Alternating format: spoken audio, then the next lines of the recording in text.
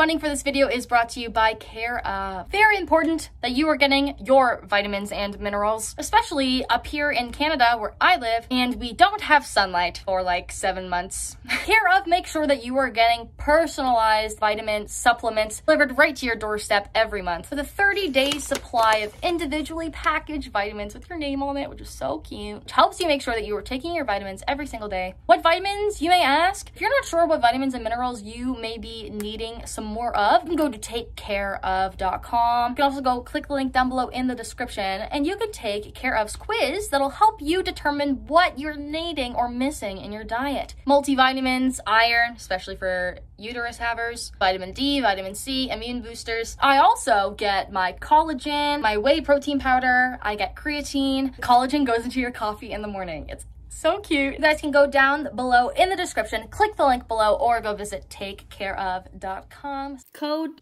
my name, Paige Layle, for 50% off your first order. Take the quiz and get started with Care of today. Thank you so much to Care of for sponsoring today's video. Thank you guys for listening and watching, and now on to the video. It's common knowledge that I view things very black and white. My brain is very uncomfortable with society. It likes to categorize whatever it doesn't understand into boxes, because boxes with rules means that that thing can be controlled or controllable. If I can explain it and I can understand it, then that means that I can predict it and therefore be safe. This is something that we all subconsciously do in some way. One of the biggest ways we do this is subconsciously judge others. We can't stop our judging. Even if you try really hard to be on top of it, you will subconsciously judge others because your brain has used that to keeping you safe. The less that you have to think and the more that your body already can know and react to, more efficient it's going to be at keeping you safe. If a tiger was running at you and you had to make the decision on what to do, you'd get eaten before you even had the chance to run away. But you make that quick judgment of, I'm in danger, I need to scoot, and that's what ends up saving your life. Well, obviously, we're not running from tigers anymore, but the psychology stays within us. We all want to be safe. Safety is a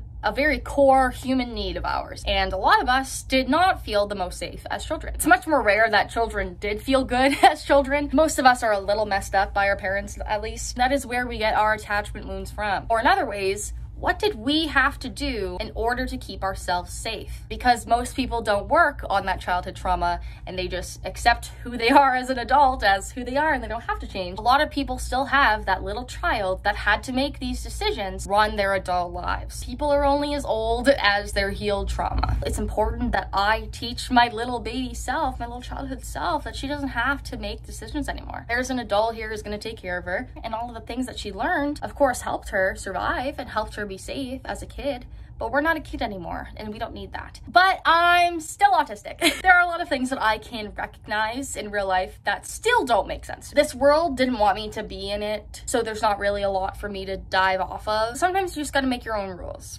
Okay, my rules for people used to be very rigid, and I think that the more rigid rules we have towards others, or how quick we are to judge someone and hold our judgment above anything else, is a direct reflection on how much we judge ourselves. That was one thing that my therapist called me out on. When I was 17, y'all, when I was 17. Very quick to judge others, very quick to not like people, quick to say, oh, that person did a bad thing or said a bad thing, they are a bad person, I no longer like them. But not only with the therapist being like, Paige, maybe you're the problem, also doing a lot of look at the very traits that I don't want to be. If you take a look at all of the traits that you don't like, it makes sense that all of those traits are probably what you don't want to be like. If you don't like these things and you don't like people with these things, that's what you don't want to be like. That also is your rubric for how you view other people. You take the checklist that is things that you don't like about yourself and use them to judge other people. And if other people attribute to your checklist, you don't like them. When the only things that you don't like are the very things about you that you fear that you are. Everyone's list looks different depending on what they are afraid of, or who they are afraid of being, what their shadow of a person looks like. And if you haven't caught it already, it's a whole bunch of projection. It's my issues being projected onto you, and now I don't like you because I see myself in you. Wait, pause. I know all of you saw that hair float right in front of my face. Listen, it's probably just a hair, but watch how many times it comes up in this video. I had a ghost in my house when I got the house. I got him out of here, and a few weeks ago, he is back, and he's pissed off. And I filmed in the basement, and when I was in the basement, he was so angry at me. And so part of me is like, this is his spirit. Anyway, witches, please enjoy and analyze. Also, sorry, I have a cold. Blech. So I watch myself, I watch my judgments. At the end of the day, people aren't black and white. People are so complicated and so nuanced. I truly believe that we're all on this earth just really trying our best. I think that everyone is doing the best of what they're given, and everyone always thinks that they're doing the most. Everyone thinks that they're the best selves. I mean, as an adult, it's your responsibility to be a better person and heal yourself and figure out your trauma. I don't think enough people that are adults even hear that, to know that they have trauma that they need to figure out. Most adults seriously are like, I'm completely fine and not traumatized, when they're like the most insane people you've ever met. So many adults that are just the most messed up individuals are like, I'm completely fine. I don't know why you're going to therapy. You're going to therapy because you're messed up, but I'm fine. I'm going to therapy because you're not fine. And that's why I messed up. I go to therapy for people that don't go to therapy because they didn't go to therapy, and now I have to. Anyway, people, not black and white. Logically makes sense.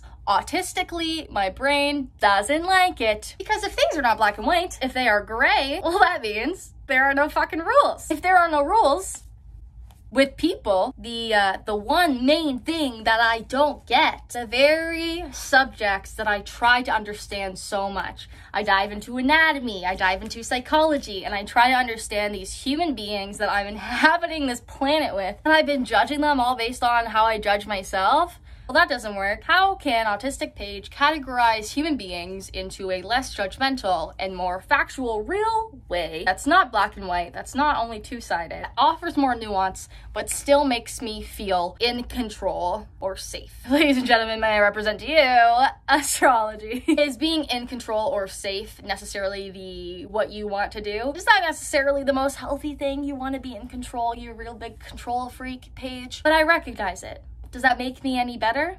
No. Knowing you're a piece of shit still means you're a piece of shit. It's another known fact about autistic people that because that gray in the middle of a black and white doesn't really make sense, we usually don't tend to stick to other gray areas or other ambiguous ideas that don't have specific rules, isn't entirely based on facts, there's no list, there isn't something that you can follow. Astrology, I don't think that's been proven there, babe. I know.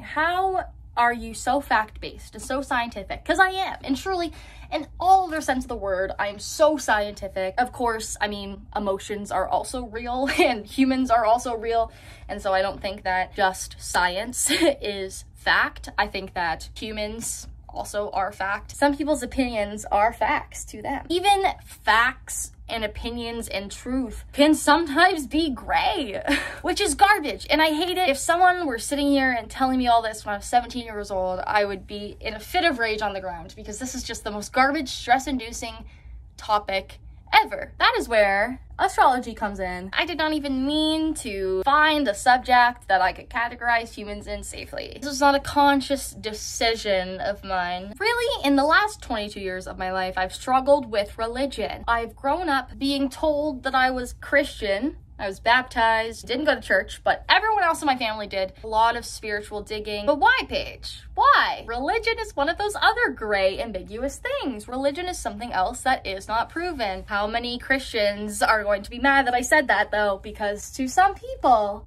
there's a difference. Some facts are opinions, and some opinions are facts.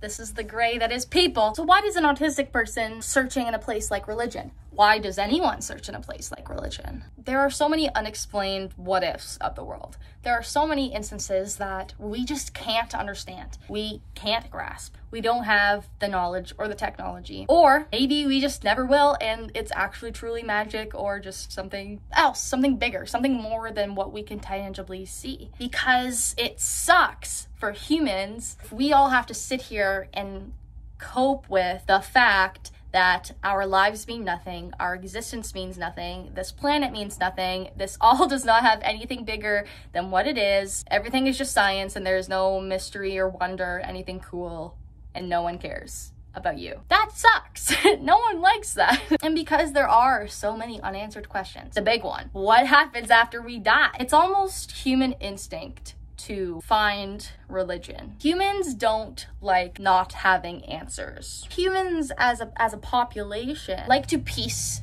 things together because we make snap judgments, we infer. We look at the bigger picture maybe some more than others. What the fuck makes sense about not knowing what happens after you die? I have not found a way to make that make sense, the life after death part, because any of the religions could be true. To be honest, I kind of see all religion as the same thing. I kind of think all of the religions are the same thing regurgitated into different formats. What is astrology? Is it a religion? No, I don't think so. Because stars are real. Finding meaning in the stars? Astrology is my method of human categorization because of a few things. I've always had an affinity for the sky at night. I love the moon and I love the stars, and I always have. I'm fascinated by them. I think they're beautiful. I love constellations and finding them. I like finding the North Star. I can find my way around if it's nighttime and I can see the stars. I've always felt a very deep connection with the world around me, and I love nature and animals. I think I really understand animals, and I think that they understand me. And all of these things are tangible. A North Star points mostly north. Stars, they exist. They're out there. But the other thing about astrology is stars meaning people. Do the stars influence human behavior? In a grander scheme, what my brain goes to is this little ball of Earth that we're on, where none of us literally are significant at all. We're all just tiny little nothings on this rock. The moon that goes around this rock influences the tides of the ocean. The moon that I love very much, is in charge of making the ocean have the tides. The moon controls the water on this earth. We are also 70% water. You ever know people are like, oh, it's a full moon tonight, everyone's going crazy. Okay, you guys are more than welcome to be like, yeah, but they're all joking. In regard to anything else though, I cannot block out any potential this could be happening. If we have not proved that it's not, then there is a possibility that it is. This goes for any belief, any religion at all. I disagree that we have 100%, we have concluded that nothing around us, none of the other humongous land masses and gravitational forces, even in our solar system, we're a stupid little who cares planet. And we want to say that nothing in the space where I was in reference to all of these humongous forces of energy has nothing to do with anything about me. Until science tells me that that is correct, that is something that I will not take off the table. Why will I not take it off the table? Because, and here's the big one, and here's what everyone's gonna be like, what the fuck, Paige, about? Guys, the more and more I learn about astrology, the more and more real it is, okay? I'm telling you. This girl right here, I'm telling you guys, I am so good at knowing what a person's astrology sign is. In order for me to be really good at guessing, that's me just being really good at knowing the rules. If applying those rules in real life keeps working, I don't know what to say. It makes sense to me. And it's fact. As in, if you're born on October 4th, you're a Libra. And people can't be mad at me if I call them a Libra when they're a Libra. There was one guy who got mad when I told him he was an Aquarius and he yelled at me a lot. But I'm like, nah, classic Aquarius man though, obviously. So to answer, Paige, why astrology? If you tangibly cannot access the fundamental facts of astrology and make them actually fit with human beings and their characteristics today, what are you doing? I'm doing no harm. All that I want to know is people's birthdays and perhaps the time and location of their birth, and that's fine. And then in that way, I can look at where the planets were at the time you were born, and whether true or false, I get to create some kind of safety in guessing and predicting who you are as a person, how we are going to interact, so I can make you predictable, and so I know how to handle you, talk to you, how I can be safe. If someone tells me they're a Libra, I go back in my arsenal of everything I know about Libras, which is a lot, and I can now predict you a little bit more. In other ways too, I think that it can be kind of helpful just because it happens to be right so much of the time. If I know someone's sign, often I'm better at giving them advice. I'm better at knowing what they're dealing with or what their problem is. Thank you guys for letting me talk to you about astrology today. I hope that this makes sense. I will not tolerate anyone being mean to me about it, because this is something that is not harming anyone and I am having a very good time. And if you have something to say about astrology, tell me what your sign is. It probably makes sense. Thank you so much to Kara for sponsoring today's video. Thank y'all. I'll talk to you freaking later. Love you so much. This is the end of the video song. This video is to tell you the video's done. If you're hearing this, it's because the video's done. Go watch another one. Boop, boop. Have a good day. Love you so much. Bye.